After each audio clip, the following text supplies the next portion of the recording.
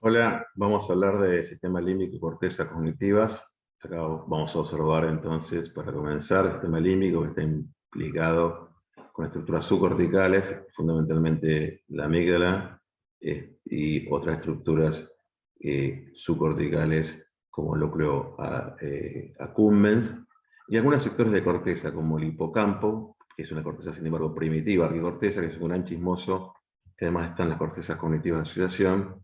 Así que hay que recordar bien esta estructura que es el hipocampo, y esta circunvolución que es la circunvolución del cuerpo calloso, que es una circunvolución también, que también llamada circunvolución de Broca, que no es la del lenguaje, es otra circunvolución, descrita también por Broca, que Broca dijo, bueno, algo de esto debe tener que ver con la emocionalidad, y realmente otra vez tenía Broca razón.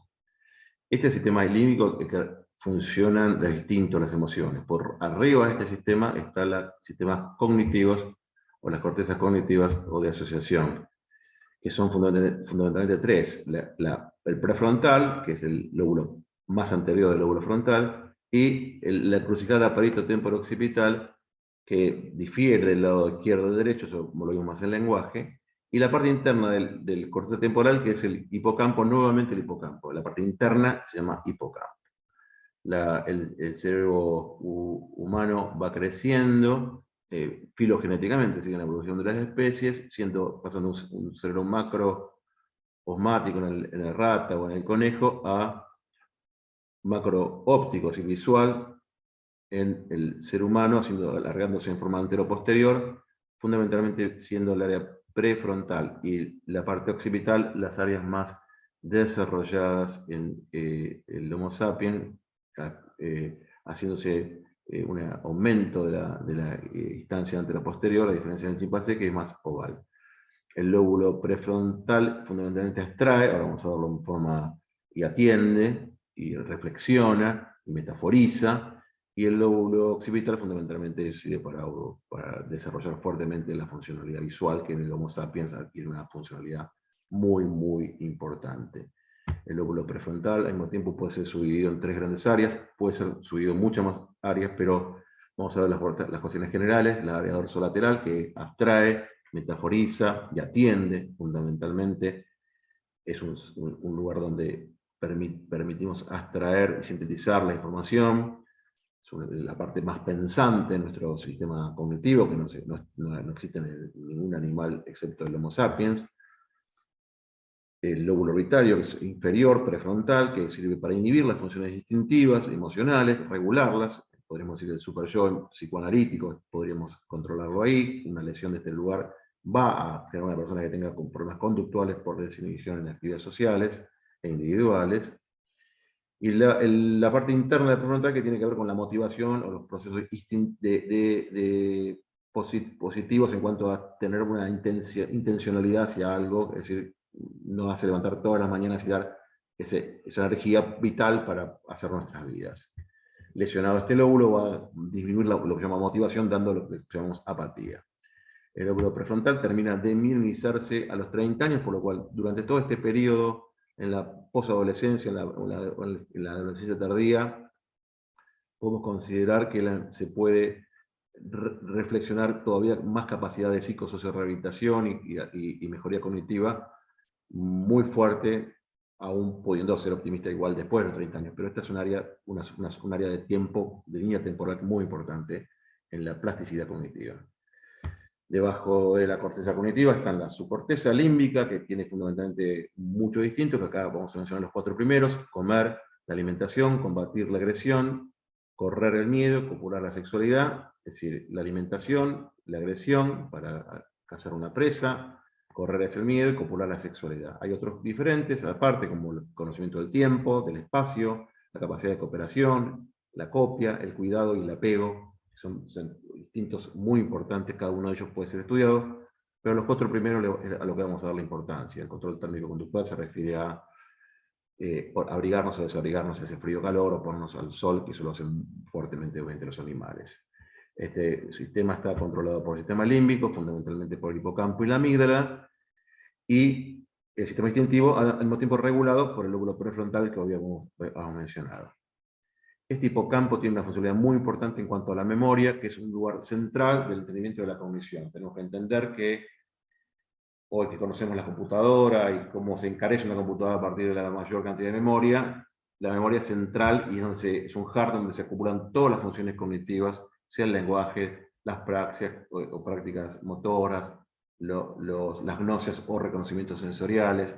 Todo se engrama en la memoria, y la memoria tiene una temporalidad muy interesante, que es la temporalidad de la memoria declarativa, una memoria consciente, que todos conocemos memoria, que es la memoria inmediata, que es la memoria más rápida, o memoria de trabajo, que es la memoria que está en el lóbulo prefrontal, ahí ingresa la información de memoria, luego pasa por el hipocampo, transformándose en memoria anterógrada, es una memoria sináptica, la anterior es más eléctrica, y luego la memoria retrógrada, que es más proteica, en el sentido de más tardía, pudiendo ser una memoria retrógrada reciente, como que comimos anoche, o el día que nacimos, o donde nacimos. Siempre es síntesis proteica y está acumulada en las cortezas cognitivas de asociación. Entonces la inmediata en el prefrontal, el de anterior al hipocampo, y la retrógrada en las cortezas. Las memorias pueden ser clasificadas al mismo tiempo, la está declarativa que acabamos de mencionar, que es la consciente. Es una memoria declarativa, puede ser episódica y semántica. La episódica se refiere al nombre de algo, el nombre de una película, el nombre de un libro, y la semántica al guión o de qué se trató en la película del libro. Es decir, la semántica explica los conceptos y la episódica trae a la memoria en forma repentina una idea, las dos en forma consciente, tanto la episodio como la semántica siendo partes constitutivas de la declarativa. La procedural es una memoria de procedimiento o también de las praxias, que está fundamentalmente funcionando en el medio de la base y cerebelo, y en este lugar es donde se acumula la información, por ejemplo, de los juegos, de manejar, de aprender un deporte, que cada vez uno va acumulando información y jugando mejor. Esto está en el medio de la base y cerebelo, que son lugares de coordinación motora, que según ustedes ya han visto. Y la memoria emocional, que es una memoria inconsciente también, que está fundamentalmente estructurada dentro del grupo de núcleo amigdalino, que es una estructura cerebral del sistema límbico que reconoce emociones cuando fueron negativas o positivas y después luego las recuerda en forma inconsciente. Por ejemplo, si tenemos un accidente o quedamos encerrados en un ascensor, estas memorias van a ser expresadas en forma inconsciente y a veces no sabemos cómo hasta que rememoramos que nos había sucedido un acontecimiento.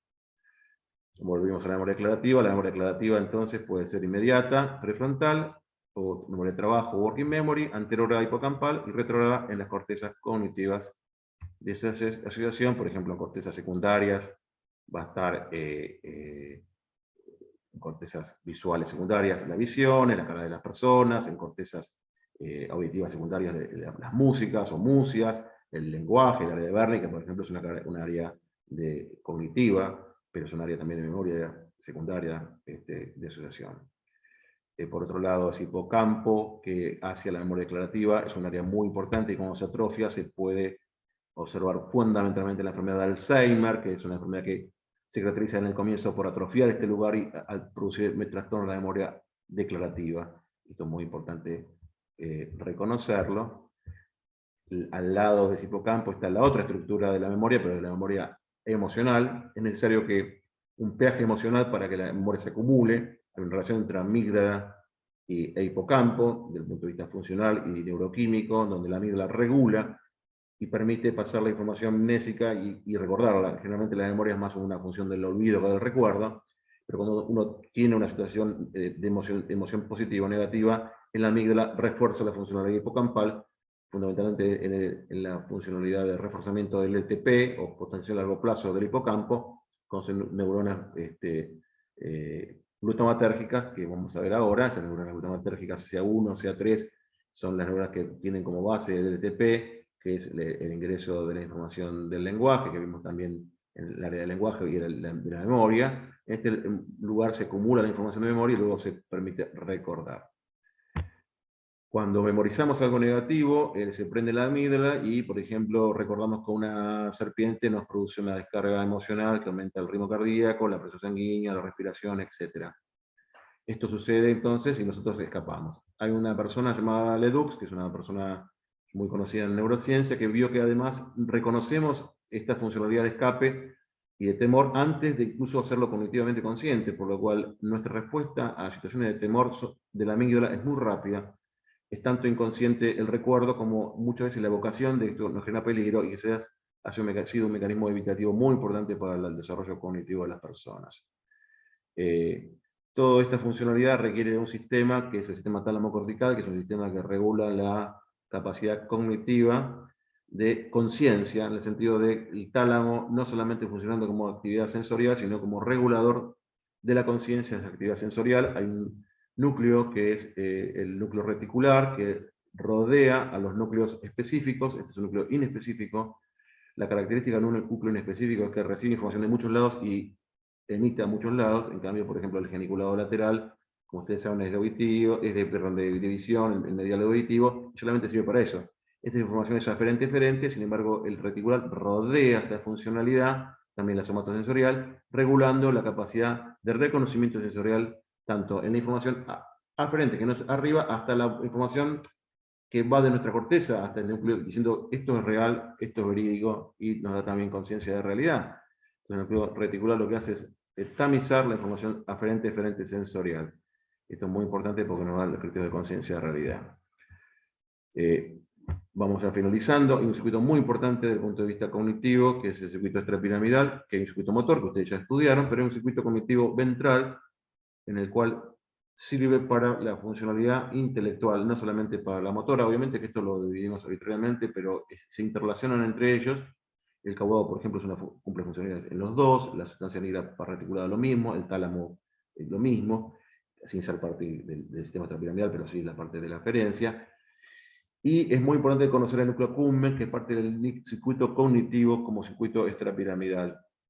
El núcleo accumbens tiene una regulación dopaminérgica, pero no de la sustancia negra par compacta, sino del núcleo tegmental anterior, y es el núcleo de la recompensa, de la memoria adictiva. Es un cuarto tipo de memoria, descrito por un científico llamado Nestler hace no mucho tiempo, donde ve que las neuronas de ese sector tienen gran capacidad para reconocer consumo de sustancias, por ejemplo, y transformar a un animal en adicto, o actualmente se conoce como la accumbens, que está presente en el proceso de reconocimiento de recompensa normales, tanto en mecanismos de habituación o de sensibilización. La habituación es acostumbrarse a un fenómeno de aprendizaje, y la sensibilización es ponerse cada vez más reactivo a un fenómeno de aprendizaje. Son dos maneras de aprendizaje diferentes. Por ejemplo, cuando uno da aprendizajes a la recompensa positiva, por ejemplo, y ofrece a las personas regalarle un premio por una acción hecha, bueno, eso es una posibilidad de aprendizaje donde el núcleo accumbens se activa y se produce recompensa positiva. Ahora, si esa recompensa, en vez de ser algo de aprendizaje, es una situación adictiva, quizás esa persona, si tiene tendencia a tener esta posibilidad, puede tener tendencia a la situación de consumo, o de ludopatías, o otro tipo de instancias como vemos actualmente, como el exceso de consumo de otro tipo de situaciones alimentarias, o también de posibilidades de aumento de consumo de tecnología en forma desmedida, que ha sucedido fuertemente, como ustedes saben, en la pandemia.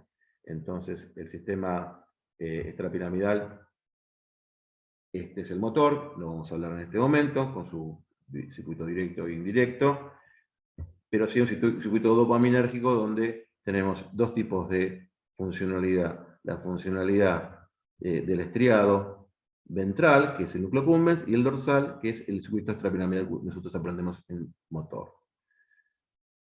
Entonces, ese circuito ventral está regulado por el núcleo accumbens, que es muy importante, es un núcleo muy relacionado entonces actualmente con el conocimiento de la conducta humana. Dice Gazzaniga, que es un neurobiólogo muy importante a nivel mundial, que el sistema nervioso central es un afinado sistema neural dedicado a toma de decisiones relacionadas a la supervivencia. En cierto modo, lo que vemos hoy es la lucha entre la cognición, que es la corteza de asociación, y el instinto, que es el sistema límbico, regulado por el sistema límbico. La lucha entre la cognición y el control que hace la cognición sobre el sistema límbico va a ser generar la posibilidad de tomar decisiones. Esas tomas de decisiones en general son para la supervivencia. Y pueden ser inmediatas, mediatas o a largo plazo. Todas son producto de la lucha entre la capacidad instintiva y la capacidad cognitiva. El fino sistema neural que nos compone hará que esas tomas de decisiones sean positivas, y de eso dependerá la función cognitiva de las personas. Muchas gracias.